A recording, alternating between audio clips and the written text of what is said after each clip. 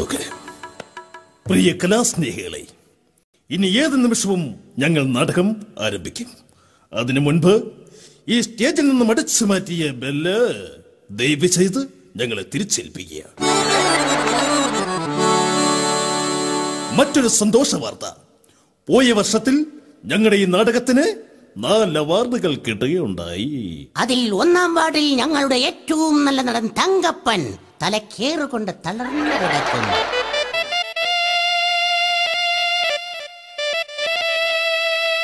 2-ാം വാർഡിൽ ഞങ്ങളുടെ ഏറ്റവും നല്ല നടി തങ്കമ്മ ക്രൂരമായ പീഡനമേറ്റ് പ്രസവ വാർഡിൽ കഴിയുന്നു.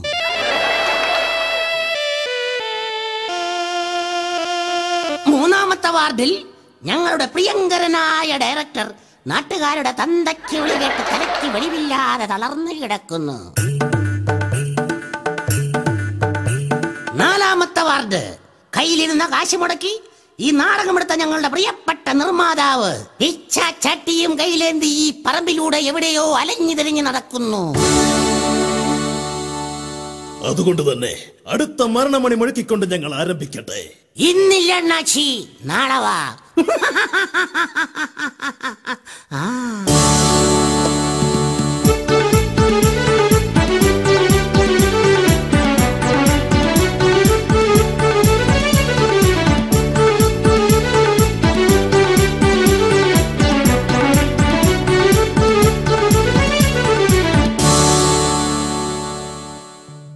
അമ്മേ മഹാമായേ കാത്തുകൊള്ളണമേ.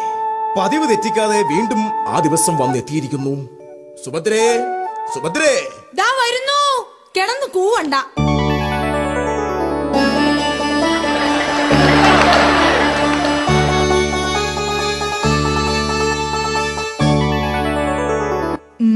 എന്താ മുഖത്ത് പതിവില്ലാത്തൊരു സന്തോഷം? പറയാം. മാസപ്പിരിവുകാരും ആഴ്ചപ്പിരിവുകാരും സമയം തെറ്റാതെത്തുന്ന ആദ്യത്തെ ഞായറാഴ്ചയാണെന്ന്. ഈശ്വര, മാസപ്പിരിവുകാരെ എങ്ങനെയും പറഞ്ഞു നിർത്താം. പക്ഷേ മലയാളം അറിയാത്ത അണ്ണാച്ചിമാരെ ഞാൻ എങ്ങനെ പറഞ്ഞു മനസ്സിലാക്കും? അതൊക്കെ പോട്ടെ. ബൈ ദ വൈ, ഇന്നലെ പറമ്പിൽ നിന്ന് തേങ്ങ വെട്ടിയല്ലേ? വെട്ടി. എത്രയുണ്ടായിരുന്നു? 502. മുഖത്ത് നോക്കി സത്യം വിളിച്ച് പറയുന്നു മൂദേവി. സത്യം 502. എന്നിട്ട് അതവിടെ 2 എണ്ണം നമുക്ക് തന്നു. ബാക്കി അതിന്റെ ഉടമസ്ഥൻ കൊണ്ടുപോയി. ഇന്നും മുളകരച്ചതോ? ആ സുഭദ്രേ, നിന്നോട് ഞാൻ ഒരു കാര്യം പറഞ്ഞാൽ അതിനെതിരൊന്നും പറയരുത്. കേൾക്കട്ടെ. ഞാൻ നമ്മുടെ മകളെ വിവാഹം കഴിക്കാൻ തീരുമാനിച്ചു. അതല്ല, വിവാഹം കഴിച്ച് അയക്കുവാൻ തീരുമാനിച്ചു. ആര് വരാൻ? വിളിക്കുന്നവരൊക്കെ വരും. അതല്ല, വരൻ ആരാണെന്ന്. അതൊക്കെ പിന്നെ പറയാം. വല്ലാത്ത വിശപ്പ്. നീ പോയി കഞ്ഞി വിളമ്പൊക്കെ. ഞാൻ പുറത്തു പോയി കഴിച്ചിട്ട് വരാം. പിന്നെ മറ്റൊരു കാര്യം, നല്ലൊരു ആലോചന വന്നിട്ടുണ്ട്. അരുത് ചേട്ടാ, അരുത്. നിങ്ങൾ ജീവിച്ചിരിക്കുമ്പോൾ മറ്റൊരു വിവാഹത്തിന് എന്നെ നിർബന്ധിക്കരുത്, പ്ലീസ്. നമ്മളുടെ മകളുടെ കാര്യം കൂടി പറഞ്ഞത്. ആരോ വരുന്നുണ്ട്. നീ വേഗം ചെന്ന് ചായയുമായിട്ട് വാ.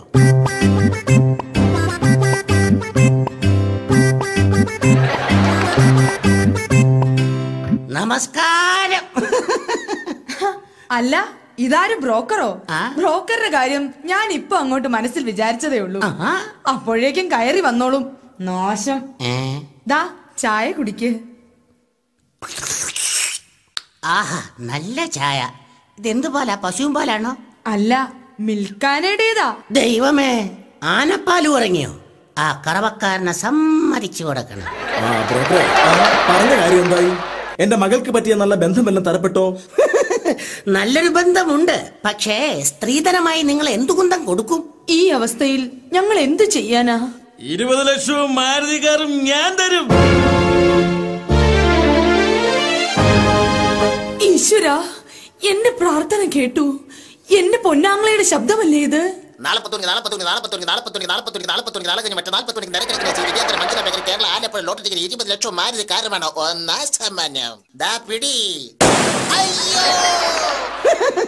നല്ല ആങ്ങള, അവന് കൊടുത്തത് പോരാ. ദാ ഈ ചെറുക്കൻ എങ്ങനെയുണ്ടെന്ന് നോക്കിക്കേ. കൊള്ളാം, നല്ല പയ്യൻ, എനിക്കിഷ്ടപ്പെട്ടു. നോക്കട്ടെ, നമ്മുടെ മകൾക്ക് ചേരുന്ന പയ്യൻ എനിക്കും ഇഷ്ടപ്പെട്ടു. ഈ തിരുമുറ്റത്തിൽ പന്തിലിട്ട് ഞാൻ ഈ കല്യാണം നടത്തും. സാധ്യമല്ല. ഞാൻ ജീവിച്ചിരിക്കുമ്പോൾ ഈ തിരുമുറ്റത്തൊരു പന്തൽ ഉയരാൻ ഞാൻ സമ്മതിക്കില്ല. സുഭദ്രേ, നമുക്ക് വല്ല ഓഡിറ്റോറിയത്തിലും വെച്ച് നടത്തിയാ പോരെ? ബ്രോക്കറെ, പയ്യൻ നല്ല തറവാടി ആയിരിക്കണം. ബലവേഷ് എന്നാതെ ഇത് നോക്ക്. കൊള്ളാം, കുഴപ്പമില്ല. തറവാട് എങ്ങനെ? വലിയ തറവാടിത്തം ഇല്ലെങ്കിലും തള്ള നല്ല ഒന്നാന്തരം തറവായാടിയാണ്. പിന്നെ തന്തയുടെ സ്വഭാവം വെച്ച് നോക്കുമ്പോൾ നിങ്ങൾ ഈ ബന്ധത്തിന് അങ്ങ് സമ്മതിക്കും. ആട്ടെ, തന്തയ്ക്ക് എന്താ ജോലി? തന്ത ഇവിടെ ഇല്ലെന്ന്. എന്താ, പുറത്താണോ? അല്ല, അകത്താ. ഒരു പീഡന കേസിൽ പുള്ളി അകത്തായി പോയി. ബ്രോക്കറെ, പേടിക്കണ്ടെന്ന്. കല്യാണ തലേന്ന് നമുക്ക് ജാമ്യത്തിൽ ഇറക്കാം. കല്യാണം കഴിഞ്ഞിട്ട് കക്ഷി തിരിച്ചങ്ങ് ജയിലിൽ പൊക്കോളും. അത് വേണ്ട, അത് വേണ്ട, വേണ്ട. വേണ്ടെങ്കി വേണ്ട. അത്രയ്ക്ക് ഇഷ്ടമാണെങ്കിൽ കക്ഷിയെ ഇവിടെ തന്നെ അങ്ങോട്ട് തീറ്റി പോറ്റിക്കോ. അതല്ല, ഈ ബന്ധം വേണ്ടെന്ന്. അതൊക്കെ പോട്ടെ, ഈ പെൺകുട്ടി എവിടെ? കണ്ടില്ലല്ലോ.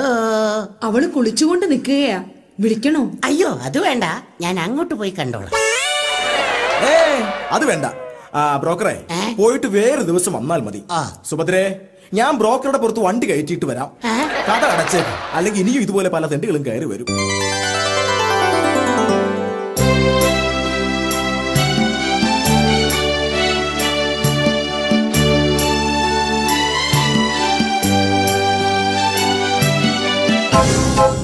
അയ്യോ, രാഘവേട്ടൻ. അതേടി, രാഘവേട്ടൻ.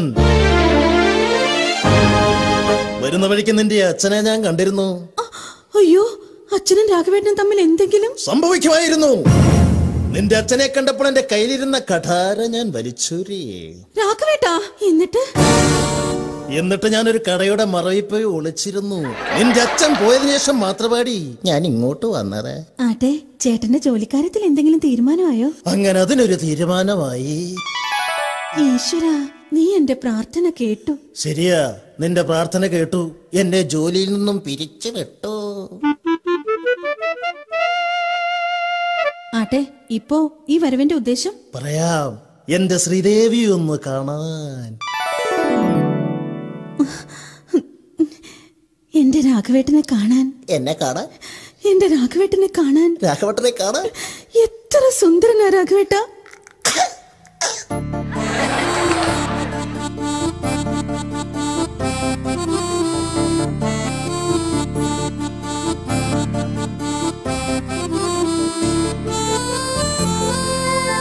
രാഘവേട്ടാ, കുണ്ടു പട്ടിക്കാലത്ത്, അല്ല പണ്ട് കുട്ടിക്കാലത്ത്, ആ കാണുന്ന കായൽ തീരത്തുകൂടി ശംഭുവും വെച്ച് കക്കയും കല്ലും പെറുക്കി പൂഴിമണ്ണിൽ കളിവീടുണ്ടാക്കി ലോറിയും കാറും വെച്ച് കളിച്ചു നടന്ന ആ പഴയ കുട്ടിക്കാലം.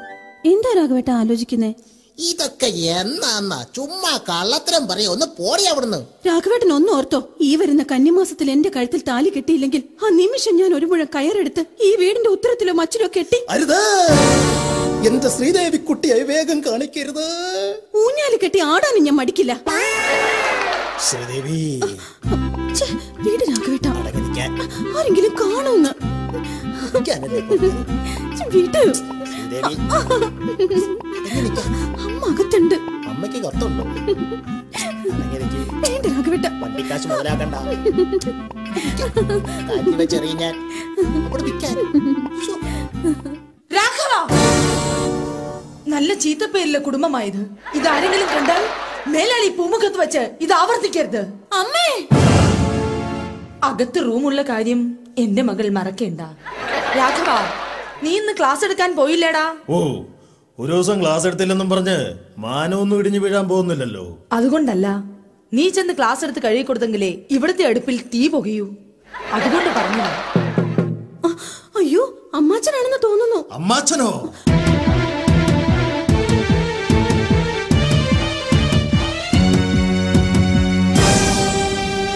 അയ്യോ അല്ല അമ്മേ, അച്ഛനാണെന്ന് തോന്നുന്നു. പേടിക്കണ്ട, ഞാൻ കരുതിക്കൂട്ടി തന്നെയാ വന്നിരിക്കുന്നത്. രണ്ടിലൊന്ന് എനിക്കിന്നറിയണം. എവിടെ പോകുന്നു? കഥക് തുറക്കാൻ. കഥകിപ്പോൾ തുറക്കണ്ട. കാരണം ഒളിച്ചിരിക്കാൻ ഒരു തലം പറഞ്ഞതാതല്ലേ.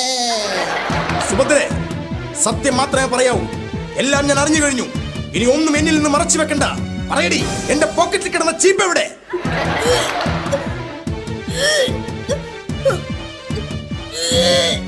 അയ്യോ, എന്ത് പറ്റി മോളെ? ദേ നമ്മുടെ മകൾ. സുഭദ്രേ, പേടിക്കാൻ ഒന്നുമില്ല. വായുവിന്റെ അല്ല അച്ഛ, രാഘവന്റെയാ. മോളെ, അതെ അച്ഛൻ, എന്റെ കുഞ്ഞിന്റെ വയറ്റിൽ ഒരച്ഛന്റെ തല വളരുന്നു. മോളെ, നീ ഈ അമ്മയെ കടത്തി വെട്ടി അല്ലേടി? സുഭദ്രേ, നീ നിന്റെ മകളെ വിളിച്ചുകൊണ്ട് അകത്തേക്ക് പോടി. പോയില്ലെങ്കിൽ